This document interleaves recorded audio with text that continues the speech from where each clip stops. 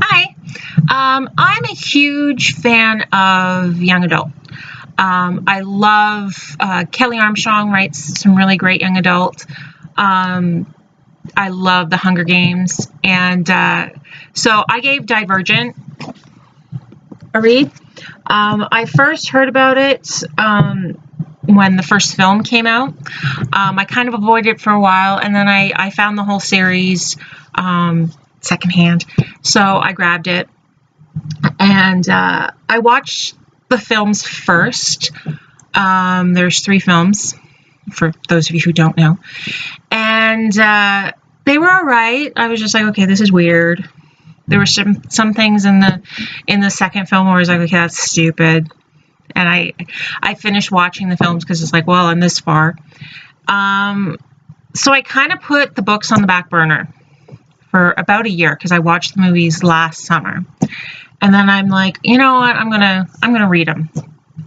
So I did. That was my project this summer. I read them. Not that it took me that long, because I read a lot. So not that I'm bragging. Yeah. So I read the books, and then after I read the books, I was like, holy shit! So I went back and I rewatched the movies. So that's what I'm going to talk about in this video, is I'm comparing the books and the movies and explaining to those who've just seen the movies, who are probably like, well, they're not that bad, why people who read the books hated the movies, and maybe explain a little bit to the filmmakers why we think your movie sucks. All right, so there's actually a total of 4 books in the series. There's 3 in the main series. Divergent, Insurgent, Allegiant, which is the 3 films, which apparently Allegiant was supposed to be 2 films, but the last one's apparently never going to get made. And then there's a book of short stories from the point of view of 4, which is actually really amazing. If you've read the main 3 books, this is amazing. I love this because it fills in a lot of stuff that happens in the earlier books. Divergent and Insurgent are both from the point of view of the main character, Triss. Now, when I first started reading Allegiant, it was really weird because all of a sudden it was in the point of view of Triss and 4.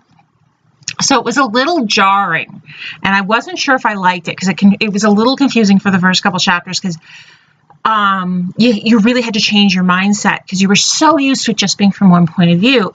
But there's a reason for it, which I won't spoil, but there's a reason it's in the point of view of 2 people. So, Divergent. It's about this young girl. She lives in this post-apocalyptic, the whole thing.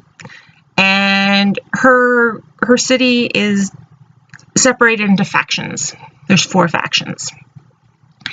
And when you hit a certain age, I believe it's about 16, 17, you have to choose your faction. You can either stay with your home faction or you can choose a new one. She switches factions. And so starts her adventure. The first film is very, very similar to the book. Very similar. However, there are certain characters they took out of the book for the film, so they're not included. There are certain things that happen in the first book, interactions that happen between these bit characters and semi-main characters that are completely cut out. Now, these are important because not only for the supporting players, it really does show a lot of their character. There's a character by the name of Peter, and he attacks another initiate.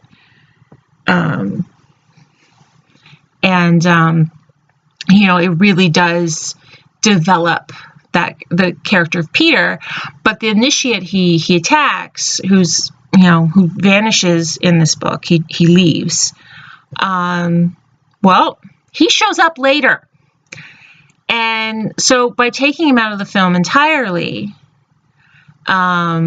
you know, he becomes important later in actually Insurgent, where you find out that he is the right hand of Four's mother, who is the leader of this rebellion group, who's the leader of the factionless, because there are people who don't fit into any faction, and they become basically homeless.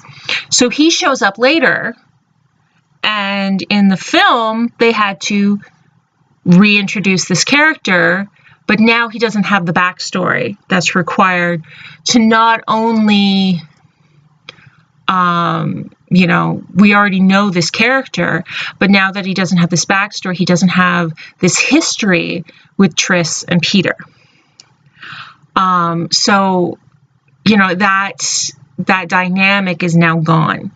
Now, what they did in the film is they had them search for, like, they found this box buried in Tris's mother's basement, and they needed Tris as a divergent to open this box. That ain't in the books. And I remember when I watched the films the first time, I was like, that's stupid. The books make a lot more sense. And what kind of bothers me is they had the books, like they had all of them. And it was clear from the beginning that Veronica Roth, the author, knew, this is where I start my story. This is how I'm going to end it. And everything fit in so perfectly.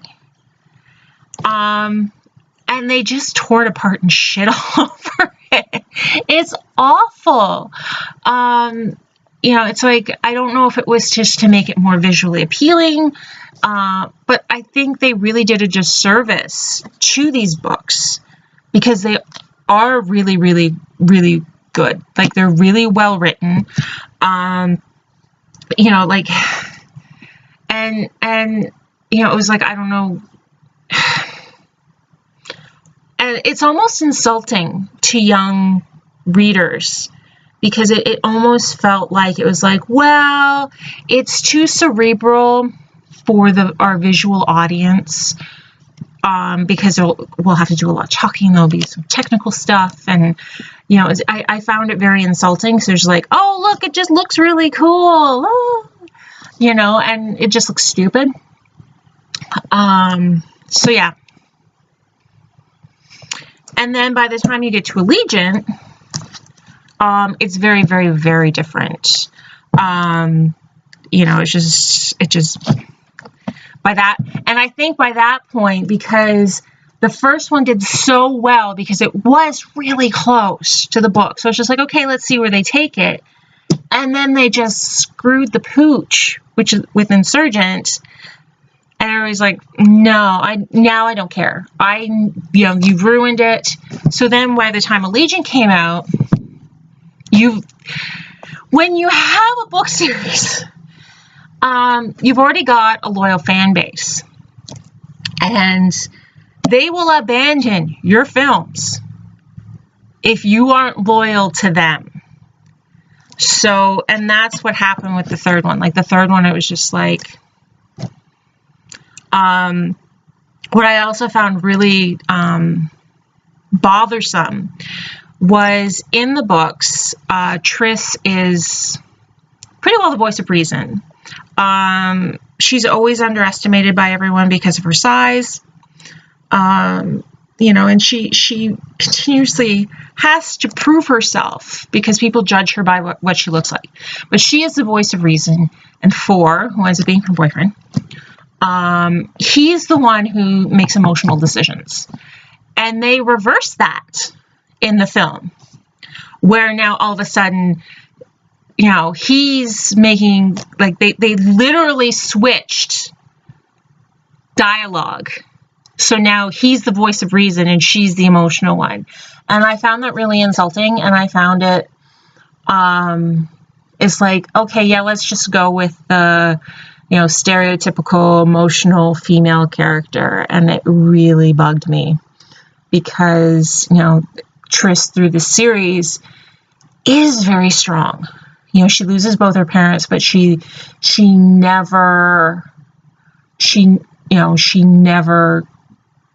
let anybody tell her who she was going to be.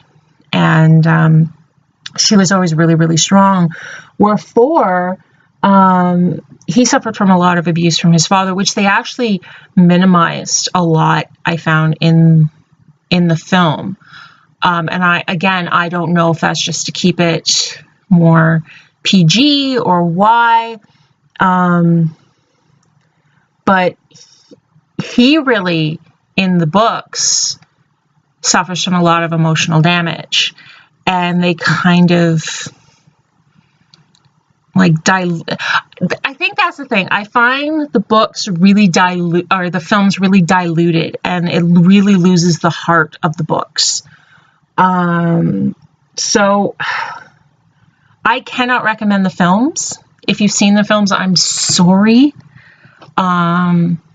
Really, if you can, pick up the books, and you will enjoy them. They're amazing. If you love the Hunger Games, you'll really like these.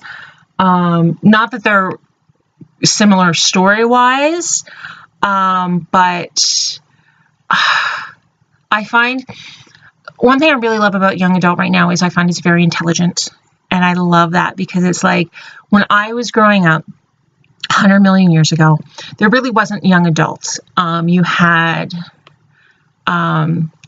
kids books and young kids books. Like I read the Babysitter Twins, or sorry, like the Sweet Valley Twins, and then you had Sweet Valley High, and that was your young adult. And then, but by the time I was about 12, I was reading Stephen King, because it was like young adult just didn't do it for me. And now as an adult, I read so much young adult, because young adult is amazing. It is an amazing genre. And so if you get a chance to read the Divergent series, I highly recommend it. Avoid the movies like The Plague. They're awful. And yeah, definitely pick up 4 if you can get it. This is kind of a standalone. It is part of the series, like it fits in, but you read this one after, because it doesn't change anything, but it makes you understand 4 a little bit better. It goes back and tells a lot of his backstory. Some of the stories actually fit in during the rest of the series. So it won't necessarily change your perspective of 4, but it might help you understand him a bit better. So yeah, that was kind of a rambling review, but meh, that's what I do, right? So yeah, feel free to like, share, comment, do whatever it is we do with these videos. Follow me on Instagram or Twitter at Hamtaro Girl. Check out my blog. There's a link on my channel. And until next time, bye.